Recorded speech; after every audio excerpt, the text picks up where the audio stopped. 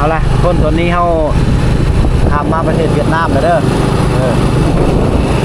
ตอนนี้เขามาลินเวียดนามเลยเห็นเพิ่นกำลังแป้ง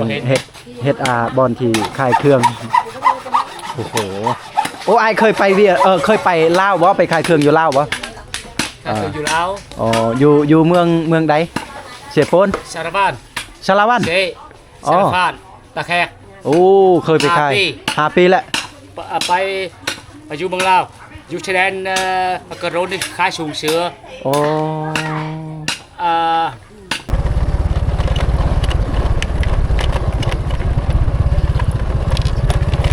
อันนี้คือ500,000 ดง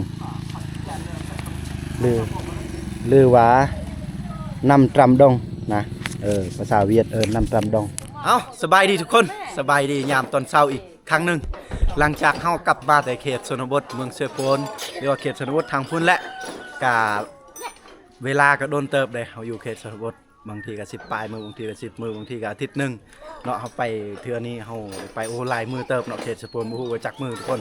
แล้ววันนี้เฮาก็บ่มีเวลาให้ครอบครัวบัดนี้มื้อนึงเฮาก็ต้องได้มีให้ครอบครัวในคลิปนี้ผมจะพาครอบครัวไปเที่ยวเมืองเวียดเนาะเป็นก็บ่แม่นบ่อนท่องเที่ยวแต่ว่าเมืองเวียดก็มันใครกว่าบ้านเฮาในนี่แหละเนาะบ้านเขตชนบทผมก็เลยอยากพาลูกพาเมียเนาะทั้งหมดลูกเมียเฮาก็ไปนํแล้วก็พร้อมด้วยป้าพร้อมด้วยลุงเพิ่นนะมื้อนี้ก็ลุงเพิ่นจะพาไปนี่ลุงเพิ่นเราเป็นภาษาเวียดแน่แล้วก็ลึงเคยเวียดแน่เนาะก็หลายคนได้ทีมงานเฮาไปลินอยู่เวียดนามก็ใส่ด้วยรถจักรเวียดนามได้นี่ครับมีแต่ไปเวียดเพราะว่าเฮาอยู่ใกล้กับเวียดนามนี่อันนี้คือเฮือนพ่อแม่ของคมอยู่นี่อันนี้คือเฮือนพ่ออาวนี่อันนี้คมเปิดคลิปอยู่บ้านเลยนะออกจากบ้านแต่นี่ก็ประมาณตอนเช้าได้ยังบ่ทันได้กินข้าวเช้าซ้ำกับบทเช้าแน่7 โมงเลย บางคนก็บอกโอ้ยป่านนั้นว่าเช้ามันสวยแล้ว7 โมงกับแม่นแล้วสวยเลยเด้เฮากะสิเกียมเครื่องแล้วก็สิเอารถจักรน้องทรายคือน้องเครือนี่ก็สิเอารถจักรเวียดเอกสารครบจบเอกสารเป็นเอกสารเวียดนามได้บางคนก็ว่าพวกเจ้าไปแบบบ่ได้เฮ็ดบัตรใบบ่ได้ผ่านแดนบ่ก็ต้องผ่านแต่ว่าเฮาบ่สะดวกทายได้บ่นั้นทุกคนต้องเข้าใจในนั้นเนาะและอันนี้คือรถจักรของคมก็เอาไว้ให้เพิ่นใส่ก็คือรถจักรทะเบียนลาวเฮาเองเนาะนี่เป็นแค่นี้นะสารวันอันนี้คือเอาไว้ให้เพิ่นใส่นี่น้องชายผู้ตัดผมนี่แหละลาวนะอันนี้ก็ยาวหน่อยนึงเด้อทุกคนเด้อเพราะว่าอยากให้มันละเอียดให้ทุกคนเข้าใจเลยคนนี้แหละเขายืมรถจักรลาวอันนี้ก็สร้างตัดผมในหมู่บ้านแห่งนี้โอเคทุกคนเฮาไปเล่นเมืองเวียดเลยเฮาสิเบิ่งอยู่พูนบ่อนพัฒนาของเพิ่นเป็นอะไรพาลูกพาเมียลูกกับเมียก็ไปเวียดครั้งแรกบ่เคยไปเฮาก็ต้องมีเวลาให้ครอบครัวจักมือนึงนะทุกคนก็คือกันเด้อถ้าไปเล่นไปเที่ยวทางใดไปหาเงินทางใดบ่ค่อยได้มีเวลาให้ลูกให้หลานให้ครอบครัวก็ซอกหาได้ทุกคนโอเค let's go ไปน้ำกันเลยทุกคนอยู่บ้านเอาอันนี้ยังอยู่บ้านเนา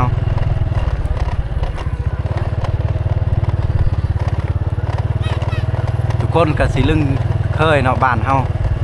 ชื่อเนาะอยู่บ้านนี้เอา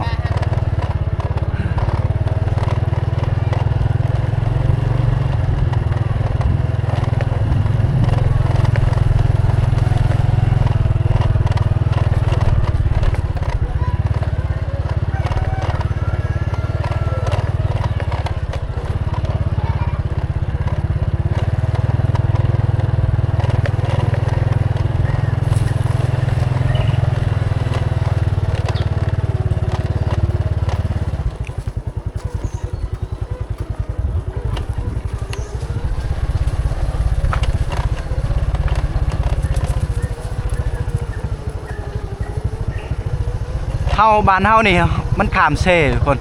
โอ้บุดีขึ้นมาเล่ว่า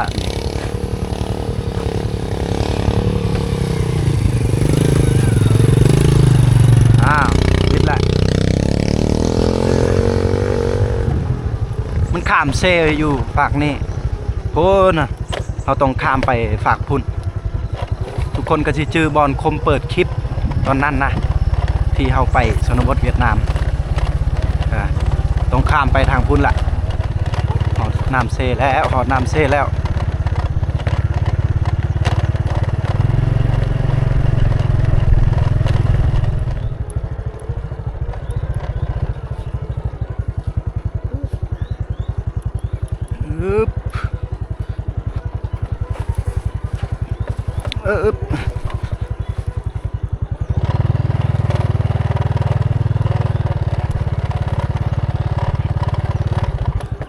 บางคนก็สิว่าโอ้เป็นหยังคือบ่เฮ็ดเรือบางคนก็เจ้าขับบ่ได้หรือว่าไอ้ย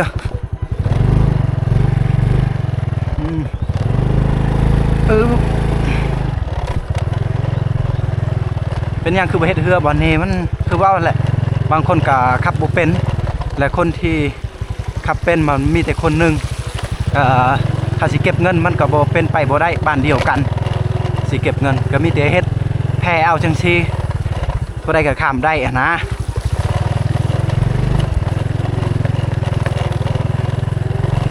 เด็กน้อยก็ข้ามได้ถ้าเฮ็ดแบบซี่นะทุกคน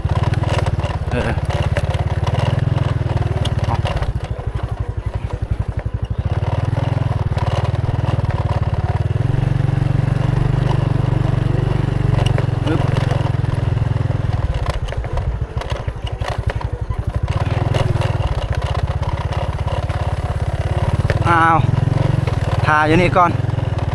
จะหน่อยเพิ่นมาลง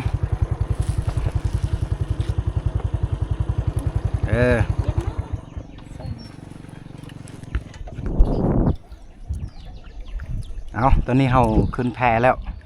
ลืมเปิดคลิปตอนขึ้น ปิดกล้องแล้วลืมเปิดวะโอ้ยว่ะอันนี้คือน้ำเซโปนแต่ละมื้อแต่ละเสาบ้านเฮาข้ามไปข้ามมาการใช้ชีวิตเวลาข้ามไปฝากพุ่นหรือว่าเวลาไปซื้อเครื่องต้องได้ใส่รถจักรหรือมอเตอร์ไซค์ก็ต้องใส่แพตัวนี้แหละอันนี้ชาวบ้านเฮาเฮ็ดเองแล้วก็มันก็มีส่วนทางภาครัฐเพิ่นช่วยแพตัวนี้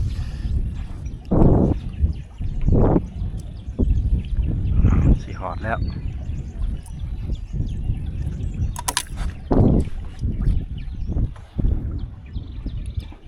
การไปเวียดกับบ่ฮอดชั่วโมงทุกคนเลยโอ้ยน้ำเสนี่วังนี้เลิกเด้ปลากระไรอยู่เด้ถ้าพวกมันหนาตกอิดปิดมั้ยน้องตกไปจะบักอ๋ออันบ่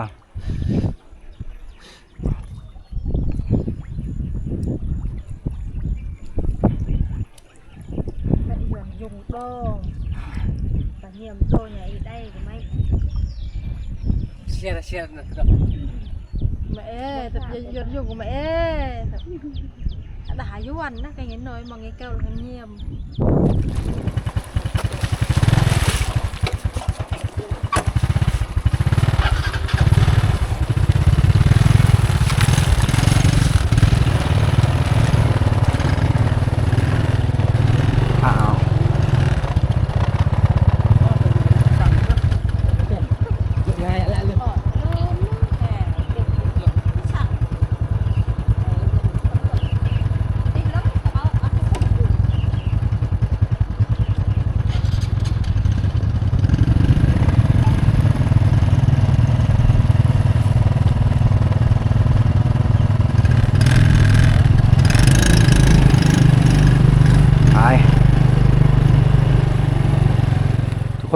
การมาลินมาเที่ยวเวียดครั้งนี้บางคนก็สิถามว่าเฮาใช้งบหลายปานใดกะบ่หลายเนาะนี่น้อยนึงอันนี้คือ500,000 ดงหรือว่า5 ตรำดงนะภาษาเวียด5 ตรำดง500,000 ดงเด้อทุกคน500,000 ดงนี่ตกอยู่เงินกีบเฮาแลกเปลี่ยนอัตราแลกเปลี่ยนอยู่บ้านเลยเนาะบางคนก็อยากได้เงินกีบเฮาเปลี่ยน400,000โอเค400,000เฮาพอดีเฮาก็ได้ 500,000 ดงแล้วบัดนี้ไปเอาสิเกียมไปใส่งบแต่500,000พาลูกพาเมียหรือว่า400,000 กีบนั่นเอง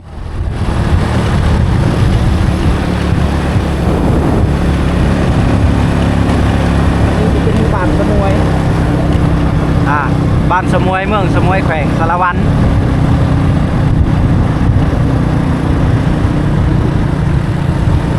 ไปแล้วเนาะ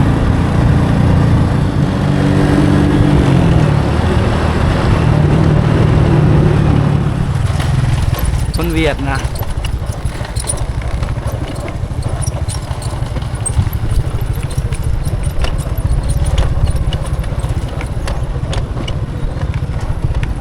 นี่คือหมู่บ้านละเซน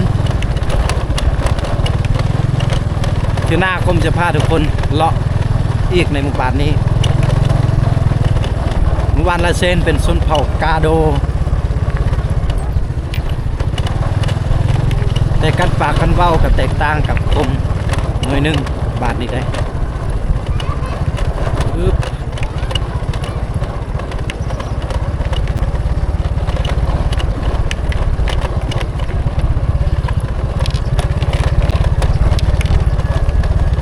ส่วนหลายหมู่บ้านนี้เหือนซานบ้านแปนก็จะคล้ายคือทรงสไตล์เวียดนามแบบสมัยตะกี้หรือว่าสมัยโบราณ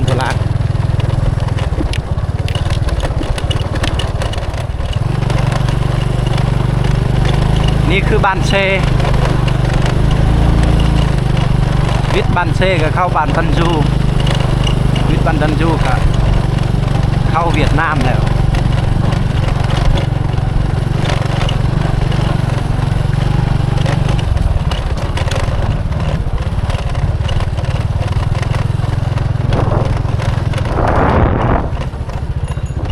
บ้านนี้เขาก็ยังปลูกกาแฟอยู่ได้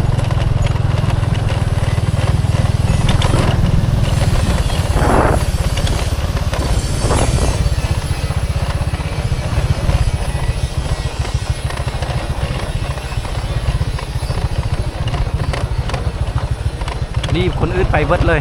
ไปก้อนเบิดแล้วนี่คนอื่นที่เขาไปน้ำกันที่กระเจ้าไปก้อนแล้ว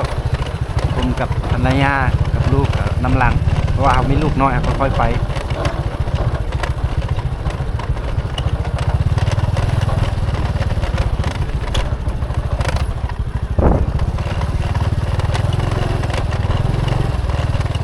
สิว่าเศร้ากับโมเมนต์เศร้าเลยตอนนี้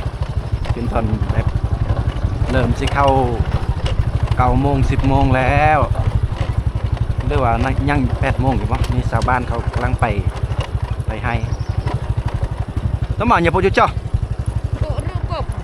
รึกปงแปลว่าไปลกมันต้น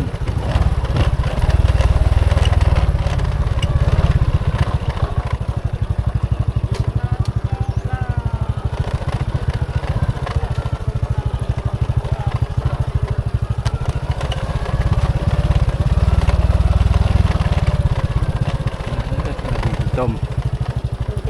ก็เมื่อวานนี้น่าจะตกไปปึ๊บ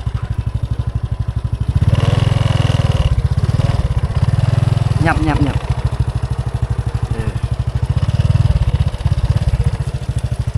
ตกตัวไหน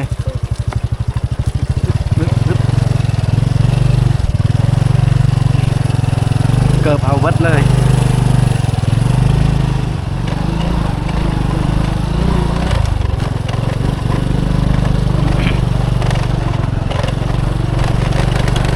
นี่ยางรถก็ติดจมเลยบ้านนี้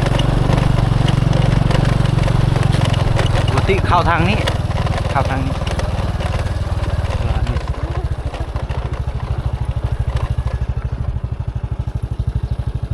ไปทางไหนมาเลย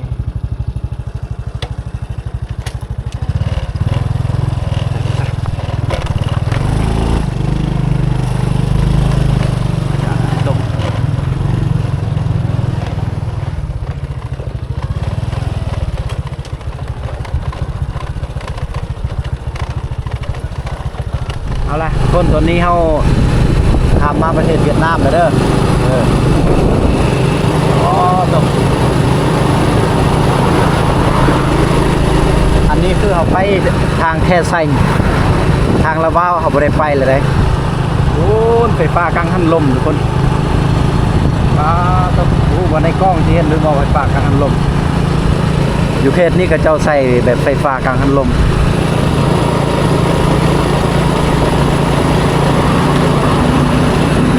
ส่วนรายอาชีพของประชาชนอยู่ซอเวียดนามกับเจ้า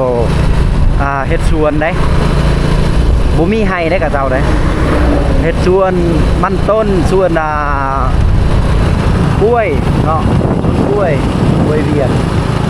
นี่ทางนี้จะเป็นสวนกล้วยเวียดนามน่าจะของประชาชน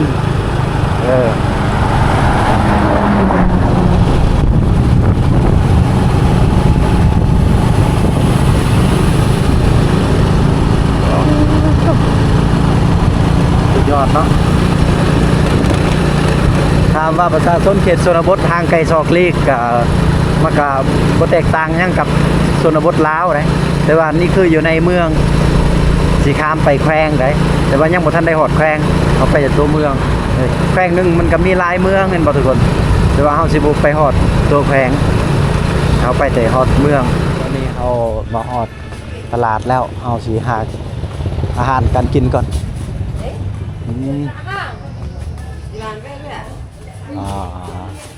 ไปลูกไป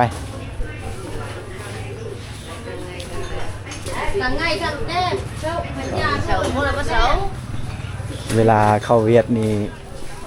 เวลาก็เขากอกมือนี่ห้ามไปได้ถ้าบ่มีเงินนะ ไปลูกไปอันนี้ไปเย่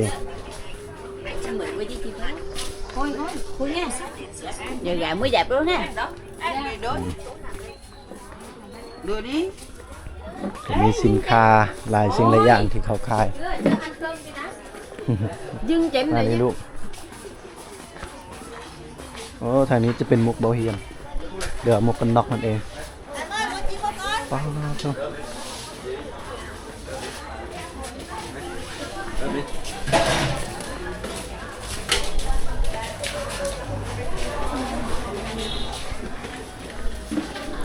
มาทางนี้ครับ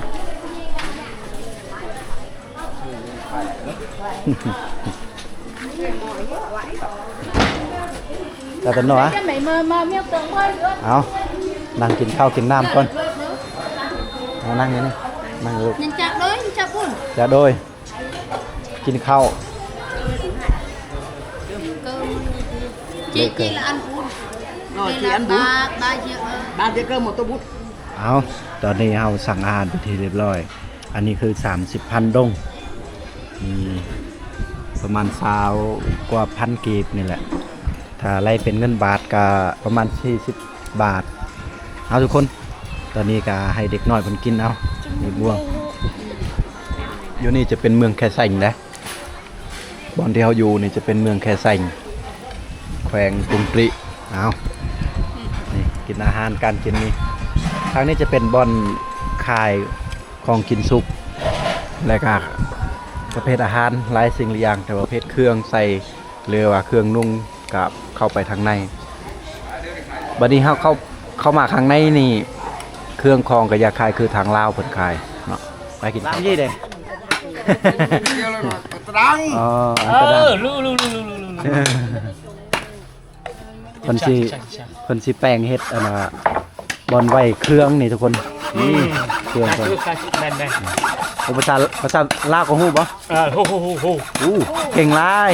Con hù nó cả vào sáng lào. Hù mà hù lên nơi. Hù là khai sư sung sữa bà ra. Bà là ngớp. Cái nằm bên đâu thì hù. Chơi con gái đưa thì được mà đi. เข้าใจอยู่ฮู้อยู่แต่บ่หลายเนาะบ่ได้ Bà bay lên của sao thì đây. โอ้ยได้แต่คำศัพท์กับว่าลิ้นผู้ชาวแล้วระวังเมียเจ้าใส่มะกอกได้จะได้ละเฮ็ด Chơi một cục. คือกำปั้นเมียจังหน่อยได้ ว่าเรื่องผู้ชาวนี่ Lên nói lên. นี่เบิ่งสีหน้าเมียเจ้าเบิ่งดูเราเฮ็ด Miệng bia. เว้าเรื่องผู้สาวหน่อยนี่เมียบ่พอใจได้ตอนนี้เฮามาลินเวียดนามเลยเห็น พิ่นกำลังแปลงเฮ็ดบอนที่ขายเครื่องโอ้โหโอ้ไอายเคยไปเคยไปลาวบ่ไปขายเครื่องอยู่ลาวบ่ ก็คืออยู่แล้ว อ๋ออยู่เมืองใดเสียโปน สารบ้าน ชาลาวัน เซสารพานตะแคก โอ้เคยไปขาย 5 ปี 5 ปีแล้ว ไปอยู่เมืองลาวอยู่ชายแดนกระโดนนี่ขายสูงเสือ โอ้ อายกับเอ้ยนี่เลย4 ปี โอ้อยู่ไส อยู่ตลาดกระโดน แล้วก็โรง กระโดนเด้ กระโรนโอ้4 ปีพุ่นน่ะ 4 ปี แสดงว่าภาษาลาวนี่หูหลายแล้วเนาะหลายแล้วโอ้เนาะอะไรอยู่เมืองเวียดกับเพิ่นหูภาษาลาวหลายส่วนหลายคนเวียดไปอยู่ลาวหลาย ไป นะ กับรถใหญ่ละขายสารพัด โดย บัดเซ อืม สวรรค์ตะแคก โยธุรกิจหลายเนาะตอนนี้ 3 ปีไป โอ้ตอนนี้ ก็ไปรถใหญ่ หานยังบ่อยู่ลาวบ่ anh có bỏ hàng thằng mua tên lên đâu ไปจี anh có bỏ hàng thằng mua hàng tên lên đâu lên đây lên